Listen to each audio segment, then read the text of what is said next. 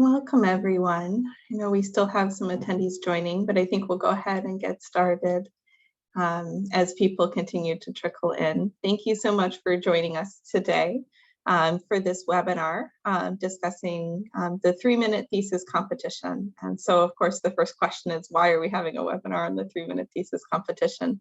And the inspiration really here coming out of our efforts to really become better communicators was how do we communicate concisely about technical subjects to different audiences in short amounts of time. And so talking about that topic, the 3-minute thesis is a natural place to look to for lessons learned, best practices, what can we take away? Because the challenge is really all centered around that. How can you take your technical thesis and communicate it in a really exciting, engaging way in a short amount of time? So that's really our motivator here. And we have a wonderful group of panelists with some really interesting perspectives that they're going to bring today to talk about this. As we go, this is meant to be a really interactive, conversational type of webinar. So please post your questions as you come up with them in the Q&A function in Zoom. And we have a chunk where we'll go through those and make sure that the panelists get a chance to engage directly with your questions as well. So please post your questions as we go. And with that, I think we're ready to do some introductions. So my co-host today is Marianne. If you want to say a few words. Hi, thanks, Lindsay. Hi, everyone. I'm very excited to have you all on board. And as Lindsay mentioned, we're going to talk today about the 3-minute thesis. If you're not sure or you don't know what it is, we're going to get into that in a few minutes. And I think let's give an opportunity to our panelists and speaker to introduce themselves. Great. So in the spirit of letting our communication experts do the communication here, we're going to have them introduce themselves instead of us introduce them. So Roshni, how about you introduce yourself first? Thank you, Lindsay. My name is Roshni, and I am currently the Executive Director of Career Design at Johns Hopkins University, and I was a former Ph.D. in biomedical sciences myself, and I did my postdoc at the U.S. Food and Drug Administration. I'm here because we at Hopkins took a different take to the 3-minute thesis, and happy to share some best practices about why we did that and how we did that and what some of the outcomes were. Thank you for having me. Great, thanks. And how about Riddhi next? Sure. Hi, everybody. My name is Riddhi. I am currently a medical science liaison at ASI. Everything that I'm talking about today is from my experience, and I'm not representing my company in any way. I did my PhD in tumor immunology from Roswell Park, and I'm here today because I won the 3-minute thesis contest at the University of Buffalo in 2019. I'm here to share my experience and thoughts. Thank you. Thanks. And Emily. Hi, my name is Emily Bowlus-Peck. I am a history PhD candidate at the University at Buffalo, and I was the winner of the 3-minute thesis competition at my university in 2022. I am currently working to defend my dissertation in October and will be graduating in the spring of 2023. Great, thank you. So with that, we will happily jump right into our questions, our topics, the exciting communication meat of this webinar. So the very first question, naturally, for Emily is, what is the 3-minute thesis competition? Yeah, so the 3-minute thesis competition is really an opportunity where graduate students or contestants have 3 minutes to explain their research, its relevance, and its importance on a broader scale. And this is usually to a general academic audience that might have either limited or no background in the field. Great. So Riddhi, can you tell us why you chose to compete in the 3-minute thesis competition? Sure, that's actually a great question. If you think about it, we all kind of tend to participate in 3-minute thesis in some way or the other. So my brother-in-law asking me at Thanksgiving dinner, Riddhi, what's your research about? That's a 3-minute thesis right there. It's an intelligent but non-expert audience. And I'm not going to take a lot of time because I don't want to hijack the entire dinner conversation. So that's your 3-minute thesis. And I have always enjoyed talking about my research with friends, family, strangers at the airport when they hear you're coming back from a conference. So when this is a competition, I thought, hey, I always have fun doing this anyway. So let me participate and see if I can get through to a broader audience. So that's why I participated. Great. And how about you, Emily? So for me, very similar to that. When people ask, what do? You want to be able to quickly and efficiently be able to get people interested in your topic, even if they have very little idea or background in your field. For me, not only as a writer, but as a teacher, I thought that this was a great challenge and opportunity, especially to have those kind of important communication skills. And I was interested in the challenge. Yeah, so you mentioned a little bit there as a writer and a teacher. So your background isn't STEM. So how broad is the 3-minute thesis competition? So it's incredibly broad. So I am technically a historian of medicine that works on 17th and 18th century mental health and pandemics and epidemics. So this can, a lot of times it's those that are in STEM fields, but there are people in the humanities, there are people in the arts, it's a huge range of different kinds of backgrounds and fields that are trying to relay their information or their years of research to a pretty general audience. Great. And do you think, looking at your experience, not being, specifically in STEM yourself, do you think the lessons learned, the communication things, pieces that work the best, do you think those are different for you than they are for somebody that's STEM based, or do you think it's all the same? It's a great question. I think it depends, but I actually think it really is kind of the same for everyone, whether you're in STEM, whether you're in history, whether you're in the arts. And it's all about learning how you're breaking down your ideas and who your audience is. I think that, and to get into that more later, it is such a big part of learning who your audience is and how you can connect with them. I think finding that common ground is really the most important aspect of all. Great. So switching to Riddy here and kind of building on that. So Emily was talking about keys or knowing your audience and figuring out how to break down your complex technical topics. So to your opinion, what makes a short presentation effective? And how is that different than a longer presentation? Yeah, that's a great question. So let's see. So there is a long presentation, so that's L, and a short presentation or a small presentation, right? Both of these are very similar in that you have to give introduction, a body, and a conclusion in both. But in a shorter presentation, the introduction is the summary of the introduction in your long presentation. So is the body a summary, and so is the conclusion a summary. And you can't say that I can do that because you have to put together your entire 200-page thesis into a 1-page abstract, and further into a 1-sentence title. So you really need to summarize. So the trick to me is going the bigger picture. The bigger the picture you get into, the better it's relatable to the audience. And because you're doing the bigger picture, you get rid of those nitty-gritties that will take up your time. So you get a short, summarized presentation. It's relatable to people because you're throwing in the big picture. So I think that's what would make a short presentation effective. Great. So do you think it's really going to be the same content, just compressed, or do you think sometimes you have to take a different approach, use different analogies or metaphors or visuals or graphics to make it work in a short versus a long presentation? Absolutely. The topic of the visuals or analogies, that's very important as you try to paint the bigger picture. Like, think of it. When you're reading a book, you don't have pictures or photos. Most books don't come with that, but you have image of the characters as the story flows, right? So the words have been used to paint a picture for you. That's what you're going to do as well. You're going to use your words. You can use gestures if you're present, if you are visible. You can use your body to make the movements. So all of that could be used to paint that picture.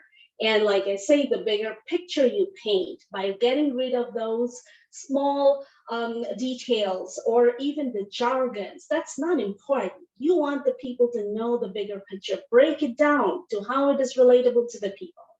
And always think you should be able to speak in a manner that you should be spoken to. If I am here listening to Emily's topic, Emily is a historian. There would be a lot of words she would use that is, jargon, because that's expert in her field. I wouldn't understand that. So I would want to be spoken to in a manner that I would understand. So when I am speaking, I would do the same thing. That's great. And you've talked a lot about painting the big picture. I think as a technical person myself, it's very, very hard to get away from attachment to specific details that we think are really important. So do you think that's the key? You really have to focus on, like, what's the overall impression, the overall picture, even if it means some of the details fall out? Or how do you balance which details are really important? Like, the interpretation won't be right if these pieces don't come through. For sure, you have to, even to paint the big picture, you need some of the details. So of course, you have to keep some of the core essence, but some of the details, how, why, when, just kind of try to see how that factors in. I'll give you the example of my 3-minute thesis talk. My talk is about how cancer escapes immune surveillance. That's a word I never used in my 3-minute thesis, because the surveillance here is a jargon. And I don't need to go into, immune systems does this surveillance and what cancer does to, escape that. I don't need those details for this big picture. I need to just tell people cancer escapes that kind of how immune system knows that there is cancer. So I just use the word camouflage, but everybody knows, hey, cancer camouflages itself. So you can think however cancer camouflages itself, but that nitty-gritty is not important to the bigger picture. But if it is to your talk, you have to make that decision that what is important to paint your picture. But the key to it would always be getting rid of jargon, getting rid of those small details. Great. So Emily, some really interesting points coming out there about how you really formulate and paint your picture and focus on that. Do you have any thoughts or comments you want to add on that? Yeah, I mean, I think tailoring it, kind of as Ree's been saying, is so important. It can be a challenge. So just to give a little bit of background, so when I presented, I was competing primarily against people in contestants in STEM fields. They're talking about curing cancer and renewable energy, and I'm talking about 18th century public asylums in London. And I'm like, how am I supposed to get an audience into this? How do I show that my work is important and why everyone should care? And so one of the things that I ended up doing was connecting the pandemic lockdown of 2020 and the mental health issues that communities faced, and connecting this to this early modern period, and connecting the idea of how the needs of societies, of the public, and of communities can often change the trajectory of medical establishments. And I found that kind of creating these connections, something that everyone can care about, and understanding who your audience is sometimes equally, if not more important than just summarizing the research. And I think that another point that's brought up really well is that a lot of times we have to condense what we're talking about. And sometimes the overall bigger picture, we would think if our advisor heard that, they would be so angry at us because there's all these nuances and exceptions, and no, you would never do that. But you can't talk about all of that. And so you have to find a way to really make it a narrative of what is the overarching picture. Unlike my experience, I know that a lot of the people watching, their judges do seem to have more medical backgrounds. And I think that has its own pros and cons, but really trying to understand, especially with the judges, of where their background lies. if you're using BPM, beats per minute, if that's something that everyone knows because of the medical background, that's one thing. But again, there might be jargon and acronyms and things that seem so just simple or easy or just fluid to you that you really have to take a step back and go, are they going to understand this? What is the language that I'm using? So I think tailoring to your audience and understanding what your audience will know and won't know is a big part of it too. Mm-hmm. Yeah, so one of the things I think, right, both you and Rudy have talked about big picture concepts. And I think one of the challenges when we go big picture was we tend to kind of go bland and generic, versus you were talking about relating it to an example, relating it to the pandemic, which is a vivid lived experience for a lot of people. And in that case, right, it's an example that you don't have to spend a lot of time describing and setting up because people are in the middle of it. So any thoughts on that balance of like, okay, we need to go big picture, but not bland generic. So is that really a key of finding that relatable thing that people can hook onto, but that isn't going to take over your whole presentation just to set up? I mean, for me personally, I think that finding that connecting aspect, something that doesn't have to be explained in the same amount, in the same detail, is really important because you do only have 3 minutes. But I think that that's one of the things that's great, especially about this field, is that when we're talking about pharmaceuticals, we're talking about medicine. This is topics that everybody has a connection to. We all have, it affects our lives. And so I think that especially with ISOP and everything like that, I think that there are so many different ways that you can connect that to present day issues. And I mean, we all know someone that's on a medication, or how, our medical facilities affect our lives. So I think that there are definitely a lot of different avenues that participants, especially in ISOP, can take to really relay what they're doing and that importance. Great, thank you. And to Rudy, kind of building on that as well, you both mentioned the importance of knowing your audience. How can you get to know your audience, right? Is this stealthy social media Googling, right? Like, and it depends. Sometimes I think you know exactly who you're going to present to, and you can do more research. Sometimes it's going to be more, I just know this general type of person's in a room. So how do you get to know your audience so you're prepared? So for me, always assume your audience is intelligent. It doesn't matter if they're experts or if they're not. So of course, most of the times you're going to know who you are presenting to, or at least the general audience that, is this, for example, like how Emily brought up the example, is this a medical audience? They are anyway experts. Or I don't know, I walk into this room and I don't even know who I am talking to. Those situations are going to be rare, but my motto is always assume your audience is intelligent. Expertise may vary. So when you are speaking to them, don't think I'm going to dump things down. No, you are speaking to somebody intelligent, but you will speak in a manner that is relatable to everybody. Think everybody you know in your real life. How are you going to speak when it's the case of an unknown audience? How are you going to speak if everybody in your real life is present in that room? Are you going to talk down to them? No.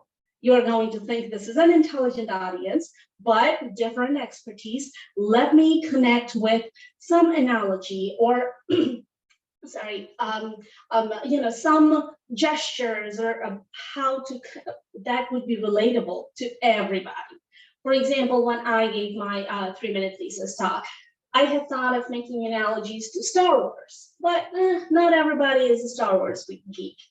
Thought of Harry Potter, which is more my generation, but again, not everybody's interested. So I thought, hey, let me divide the people in the room into groups and paint that visual that you are this part of the body, you are that part of the body.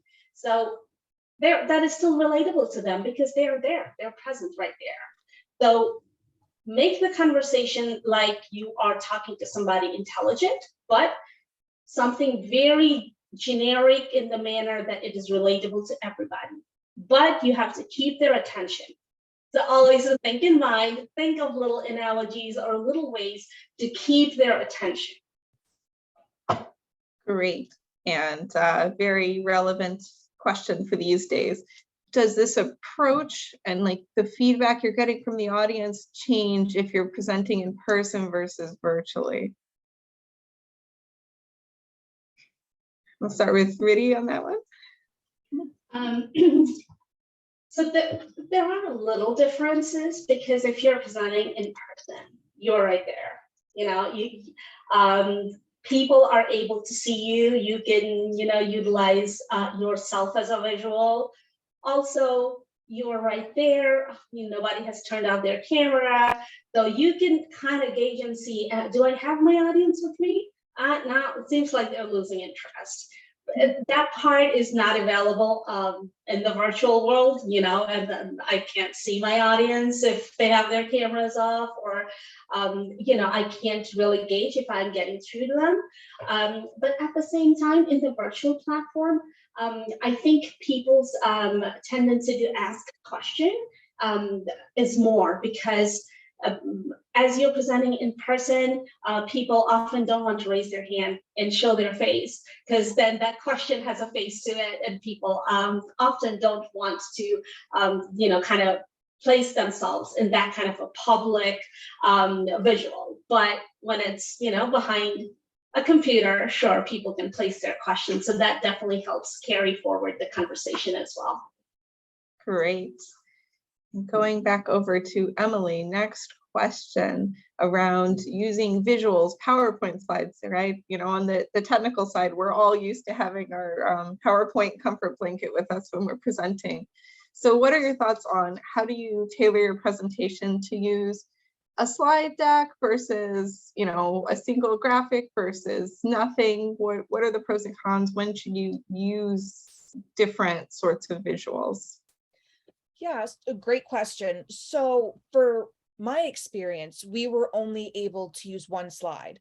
And we were really told that with this slide, it should capture the curiosity of your audience. It should entice them. There shouldn't be a lot of information, graphs, charts, data, all of this. I think that's very hard, especially in STEM, where this is your research, this is supposed to show everything. But what happens is that sometimes the more that's on those slides detracts from your voice and your message. A lot of times it's more about, okay, you've given me all of this information, all of these charts and graphs and numbers, and what does this mean? We have less than 3 minutes. And sometimes we get so, I would say, distracted by trying to see what's on, what's on the PowerPoint, what's on the deck, that we're not really paying attention to the speaker. And the speaker is the one that should be captivating you. Like, you should be hanging on to whatever they're saying. And so, especially with mine, like, we were told to just have a picture.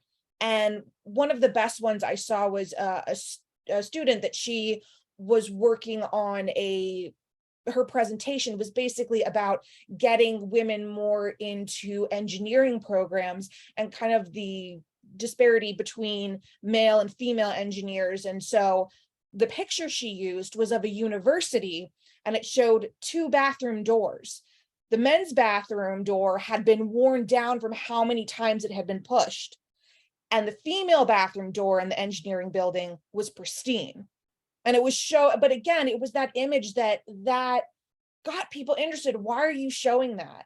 And so sometimes having that or nothing makes people really have to kind of hang on to what you're saying. And so we think that it's a disadvantage, but a lot of times not having anything behind you helps you become more of an effective speaker, and people are really engaged. Great, really. PowerPoint slides, pros, cons, thoughts? Well, I mean, if you have the option of having PowerPoint slides as part of your presentation, sure, go for it. But also how you utilize those slides is important.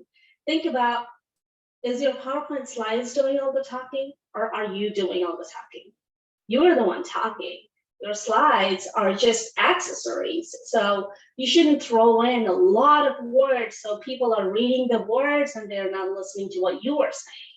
So give some visuals in the PowerPoint and then let your talk do the rest. Now, this would vary depending on, what kind of presentation. Can you present an entire slide deck, or like 3-minute thesis where you can just put one slide, or sometimes you have no slides. And so there would certainly be the tailoring based on, if you have that opportunity, but always you have to focus on keeping your talk interesting. And sometimes you're able to even insert yourself in the visual, like I did in my talk, that, hey, I am cancer. So whenever I'm talking about cancer, focus on me. I am the cancer. So it's things like that. PowerPoint can be utilized very well as a visual accessory, but it's not the only thing, because finally what's getting through to people is what you are saying. Great. Okay, and then to Riddhi again here. How did you prepare for the 3-minute thesis competition, right? So you need to know your audience and think through your connections. What really goes into the granularity of preparing for this presentation? So for me, this was kind of, I would say I really loved that preparation part of it. So most of my thinking during grad school used to happen when I'm cooking. So if I'm cooking, I'm thinking of my project, and that's how I would be like, if I'm talking to, somebody out in the street who I've just met, how do I relay my research? Because people ask, what do you do? Oh, you're a scientist. Well, what's your research about? That's the next question. So I would think about how to answer people, but really leading up to the weeks leading up to the 3-minute thesis, anybody I could get hold of, my Uber driver, the program coordinator, I walked into the Roswell reception during lunchtime, people around the cafeteria, anybody I could get hold of, I would give them a judging sheet, and please, I will take only 3 minutes of your time. Can you please judge if you can understand what I'm saying? And there is always that aspect, people would say, oh, I didn't understand this. You can't get mad at that. You're not always going to get the feedback that you hoped you would get. So take that as a learning experience. That's what I did. So taking that in the learning experience, and the next person I present to, it would be a little more refined. So I think in the practice, it's the more people you talk to, the more input you get as to what people understood, what people did not understand, what could be done better. So really taking that feedback into account, I think is good. That's great. One of the things my thesis advisor always told me was, even if you're frustrated, people don't understand, you can always ask, how could I communicate more effectively, right? So that they can't understand or misunderstand. So great. I think we are ready to switch over and talk to Roshni a little bit. So Marianne's going to moderate that part, but we'll come back with more questions. So if you didn't hear what you wanted from Emily and Riddhi, now's a great time to put that in the chat, and we'll come back and pick their brains a little bit more. So Marianne. Thanks a lot, Lindsay, and thanks a lot, Emily and Riddhi. I've heard a lot of passion and energy so far, so let's switch gears and let's concentrate on Roshni. So Roshni, can you please share with us your experience as a faculty member while facilitating 3-minute challenge? Okay, I'll first say I'm not a faculty member, but I do run the career office for all our doctoral and postdoctoral fellows. So we're training them for real life situations. So in thinking about research communication in general, thinking about communication in general, we realize that there are different forms of communication. If you're writing a tweet, that is a form of communication. You're writing a LinkedIn post, perhaps, you're teaching in a classroom, or you're making a TikTok.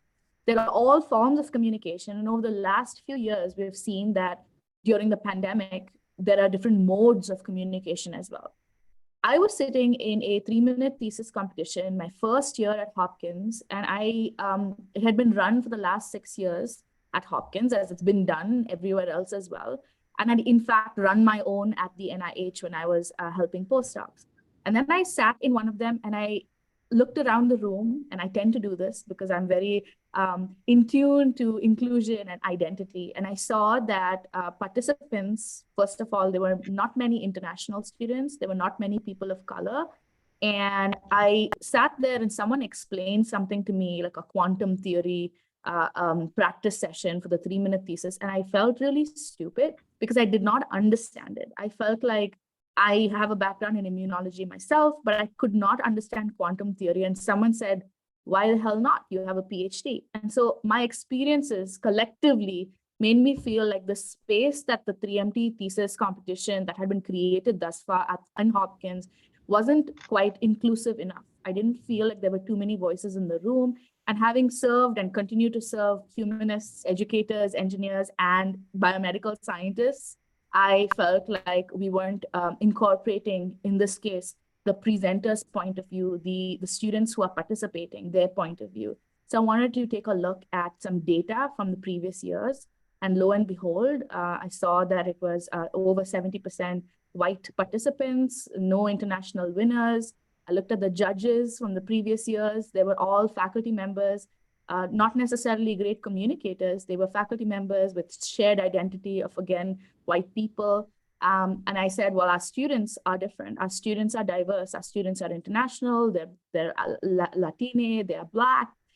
There are a diversity of students. We need to be able to take a look at the data, and we need to take a look at the 3-minute thesis rubric, which hasn't changed much. When I looked at the rubric, I saw that it put emphasis on body language and stance and making eye contact. And I said, what about our neuroatypical folks who traditionally may not want to make eye contact, right? Maybe the body language and gestures don't matter as much as the content of their communication. Maybe they're good written communicators, maybe they're good at rapping. So let's revise the rubric a little bit and let's break apart the 3-minute thesis competition. But how do we do this? So we took it apart step by step, looked at the data. I was watching a Netflix show called School of Chocolate. It's a French chocolatier who has a competition for who makes the best sculptures using chocolate, molding chocolate. And I realized that in that competition was very different from other sort of TV show competitions where people get eliminated after the first round. So I said in the School of Chocolate, he wasn't eliminating people over the first round. People who didn't do quite as well got the opportunity to grow and learn, come back, apply those skills. Using that idea, basically, we created a competition called Empower Your Pitch, which was a very different, not very different. It incorporated aspects of the 3-minute thesis, but was different because it focused on equity, inclusion. It focused on creativity and freedom. It focused on different learning styles and diversity of judges. Because if the judges were diverse, then we saw that possibly the winners would also be diverse. And so there were a bunch of things that we changed, and I can walk you through. I'll stop right now and tell you that the overall, but I'll walk you through what we changed and what some of the outcomes were as well. Thank you. And that's actually my second question. My second question was about what did you do and how did you refresh the 3-minute challenge? And I think you've alluded on that already. Yep. We kept the 3-minute time frame, but we focused on growth and development. So weeks leading up to the competition, we had coaching sessions for everybody with different members of the Hopkins community. One might have worked at the venture capital, like the accelerator, because in real life, you're presenting and communicating to all these different professionals. One was a teacher who ran the teaching academy. So we had coaches throughout, and we had seminar series where we got like a TikTok star with over 200K followers come and show how he uses TikTok and what are some of the ways in which he can condense his material and his scientific research as a neuroscientist into 3 minutes. We got a musician who talked about stereotype threat. We got someone who was neuroatypical who came and showed how their communication style works for them. So leading up to that, there was a chance for students to understand from a multimodal point of view what it meant to be good communicators. So that was one. Two, we eliminated the elimination round. There was a chance for people to not get eliminated in the first round, get a set of judges to give them feedback. They come back for the second round. Same set of judges see their growth. Growth also accounts for points. And then those folks got eliminated. Rather than eliminating just having just 10 people, we had 15 people, and more people went through. The judges were carefully thought of, rather than them being famous Nobel laureates and faculty members that were senior leaders at the university. They were research communicators. One was a communication specialist at the World Bank, someone else is a journalist, and someone else is a TikTok star, someone else is a blogger. These are people who communicate in different ways. That's what we made sure the judges were intentional. And the final round had a separate set of judges. And then we got rid of the 1 minute, the one static slide that 3 minute thesis asks for, because in real world situations, there are different modalities. You're standing in front of venture capitalists with a set of slides. And we said, feel free to be creative. So a chemist rapped, an engineer did a poem, someone else did the traditional slides, but there was no limitations. It was more focused on the content and the message, and rather than the gestures and things like that. And we got rid of the first, second, and third place, and we did 3 first places, but with different criteria. First place for creativity, first place for outstanding presentation, first place for impact, social impact. So as a result, these are some of the things that we did. And as a result, there was a winner from each school that had never been represented before.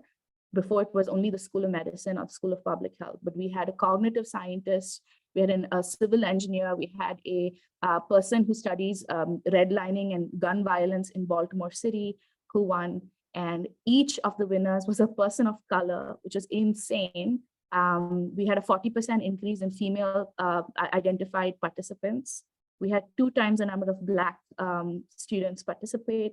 And then we ended up with 3 out of the 4 winners being international with different accents. One from Cyprus, India, different sounds coming through for the communication. And so really like being intentional about centering equity, inclusion, and diversity, where I noticed there was a problem when restructuring the rubric to get rid of all those different nuances like engagement styles, we were able to get the outcomes that we wanted. And then there was a 95% satisfaction rate amongst the participants for the entirety of the series, with the one person saying they would have rather preferred it was in person rather than it being virtual. And now we're presenting it to the whole university at the Diversity Leadership Conference, where we're encouraging people to assess the kinds of training and professional development and education that we're giving to our doctoral students to make them feel like they're part of the conversation and to make them feel that they're included when they're participating. Thanks. And so what type of support or resources did you provide to the participant, and was it tailored towards the different in terms of diversity and inclusion? Yes, exactly. So in terms of resources, they had access to the coaches throughout their practice session, weekly office hours. Everyone was paid, coaches were paid, want to make sure that their time was worth it. Judges were paid. Students won a nice amount of money, $1,500. Who sponsored the money? The Vice President of Research Office, the Alumni Office, the graduate student body. And each of those awards were named after those folks. So they felt like there was buy-in from their end as well. They had access to these phenomenal speakers, the TikTok star, the musician who used a guitar to communicate. He's singing and he's presenting his research work. They had access to that.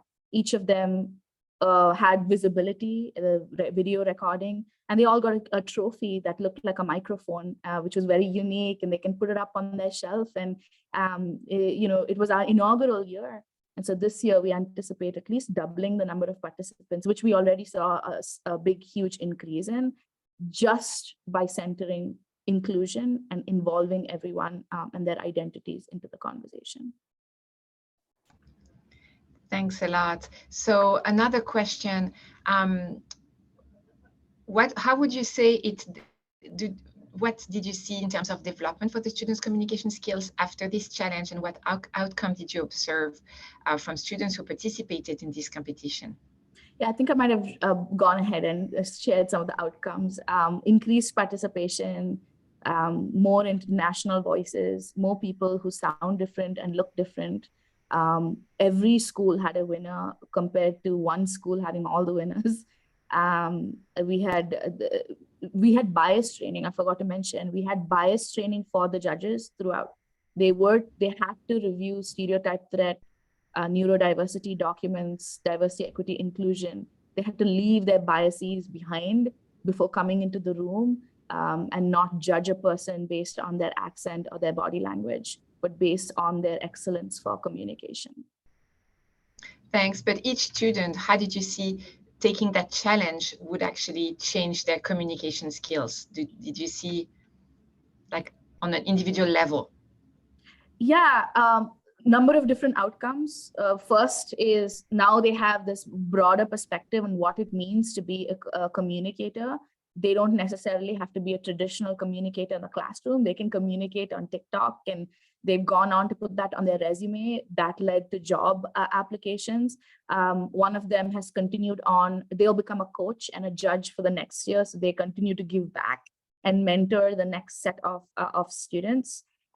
It's impressive that they have the visibility on social media. So when they're looking to leverage their experience for their professional careers, whether that be venture capital, industry scientist, or one wants to go on TV and be a TV personality and talk about cognitive science, this has prepared them for that moment where they can feel, as the title suggests of the competition, empowered to communicate their work, but also communicate it, as Emily and Riddhi have said, effectively, be great storytellers, whether that's facing the media or whether that's doing it on TikTok to their 300, 400 followers. So a number of different outcomes. Thanks a lot for these great insights on your initiatives. I think it's time to give the floor back to Lindsay for the next topic. Yeah, so the next question we have for the whole panel, which feeds really well in from the conversation, is, right, as Roshni has really talked about, everyone is different. So not only is it about knowing your audience, it's about knowing yourself. So how do you match your own communication style to both your audience and your personality and your communication skills, right? What you're comfortable with as a visual or auditory person, but also your background, your comfort level, your favorite ways to communicate. So how do you include your own personality in it, right? The right style, the right communication isn't going to be the same for everybody. So we'll send that to Emily first. Awesome question.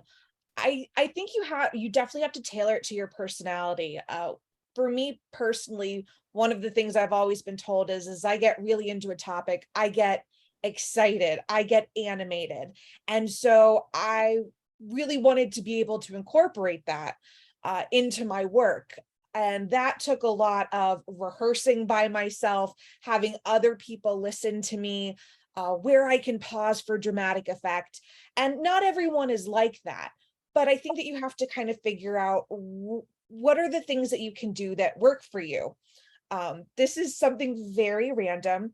I am nearsighted. I cannot see distance. And starting in grad school, I started a trick where I would take my glasses off and start presenting to people so I could look every single person in the face because I couldn't see their face. It was a blur, but I could make eye contact with everybody and everyone would be like, you're so engaged. And I'm like, I'm blind, that's why. But I think that little things like that can actually make a huge, huge impact. And so maybe it's one of those of figuring out, how do I present the best? How does my personality really work with this? And kind of molding it to that. So that's my personal opinion. Great, thanks. And Biddy? Sure. Yeah, I thought that was a really great question. One of the things, like, this is also a little bit of the personal, but also what I see from my experience. You'll see some people are visibly enthusiastic. Some are almost jumping up and down on the chair enthusiastic. And some people are enthusiastic with their words. I am this later kind. I am a generally enthusiastic person, but enthusiastic with my words. So that is something that came through during my 3-minute thesis presentation, but also generally when I am talking, that is the general demeanor, that I am invested in the topic emotionally, but there isn't a lot of visible, because that kind of takes away from what I am talking about. The other thing is about the pace at which you talk. Oftentimes I've noticed that when it's a shorter presentation, people just think I'm going to talk super fast so I can cram in a lot of stuff in there. That's never good, because people can't think as fast as you're talking, really, because you know your stuff, so you are able to speak fast about it, but you have to really get it through with other people. So speak at a pace which should be understood generally. That, I think, is a very important factor, because I have sat in meetings where people have gone 20 minutes over time, and even though they're speaking very fast, because the goal is just, let me cram as much as I can, let me speak as much as I can. No, it's not the volume of what you're speaking, but it is the quality. So it's your material, what you're talking about, but always need to communicate that at a pace which should be understood by people in general. Great, thanks. And Roshni. Oftentimes when I'm working with students who have different upbringings, different cultures, different identities, different accents, I will invariably get a hand up and say, how do I own and embrace my identity and my accent? And how do I own and embrace the upbringing? I don't speak like my American classmates, for example. I sound a bit different, and that prevents me from stretching myself, or that prevents me from putting myself in these like high stress situations. And a competition such as this, where it feels like a safe space that everyone is welcome, will encourage folks from different backgrounds to try their hand at communication. And so I think as we organize, we're on the organizing end, as we're on the judging end of things, to be mindful for us all about the role of identity and culture and upbringing, and how that influences a person's possible communication style. I'm in an interracial, intercontinental marriage, and we have very different communication styles within the marriage. I'm more animated and yell a lot, and then my husband's more calm and likes to talk things out. And so both are valid, and for us to be able to share that with our students and participants in future 3MT Empower Your Pitch competitions, that your style is valid. How do we bring that validity into the conversation so that everyone feels like they can also become a better research communicator? That's great. I love that message, that it's not just about the individuals and why they're participating, but as the organizers of a competition, what are our goals? And keeping in mind, the point is to get the participants, or the potential participants that aren't even sure if they're ready to join, from where they are to a place where they're more comfortable and more confident in their own communication skills. So I think that's a really key point, right? That confidence and being willing to do it is a big first step to effective communication. So great. One of the questions I just wanted to run to Riddhi real quick, because we missed it earlier before we hit our open Q&A, was you are a medical science liaison now. So your job is all about communicating technical stuff to a broad audience. So can you just briefly tell us a little bit about how 3 Minute Thesis impacted it, right? How are those skills used in your job now, or did that influence your choice of going into a communication heavy career? Oh, that's an excellent question. So the key difference with the 3 Minute Thesis and my current role is that my audience is an expert audience. So some of the aspects, like getting rid of jargon and all of that, that doesn't hold true in my current role. That being said, the 3 Minute Thesis, the essence is a short and effective communication. That holds true in my current role. I have to be able to get through to people with the data I'm talking about, or how that is relevant to their question. So it is really short and effective. And if we think about it, it's not just my profession, it's everybody's profession in real life as well, that you need to be able to communicate effectively. And rarely do you get 2 hours to drone on. So it's almost always short, right? So I think that applies, that essence of 3 Minute Thesis, that applies certainly to most of our jobs in our day-to-day aspects as well. Like Roshni said, like, the communication, you have to communicate within your family. So that's also important. You need it to be effective. Great. And Emily, do you want to talk a little bit about how Yeah. 3 Minute Thesis might have influenced your goals and communication skills as a historian? Oh, definitely. As a historian and also as a teacher, because a lot of times I have students coming in that might not be interested or initially in the field, or they might, a lot of time they're undergraduates. And so having, that kind of skill to be able to relate to students, whereas Reedy was saying that, most of the people that she works with are experts in the field, whereas most of the time I'm teaching people that don't have a background in the field that I'm doing. And part of that is engaging them and finding ways for them to be like, even though this happened 300-400 years ago, wow, this is still important today. Okay, I can kind of relate to this. And so that for me, I think was especially important. Definitely helped writing my dissertation. The 3 Minute Thesis really opened up so many avenues of learning how to be an effective communicator. And it is true, no matter what you do, you really need to be able to open up and to express and share your ideas a lot of times to people that are not familiar. And to be able to do this effectively and concisely and have people from other backgrounds get excited or into the work that you do is a huge asset, no matter what you're doing in life.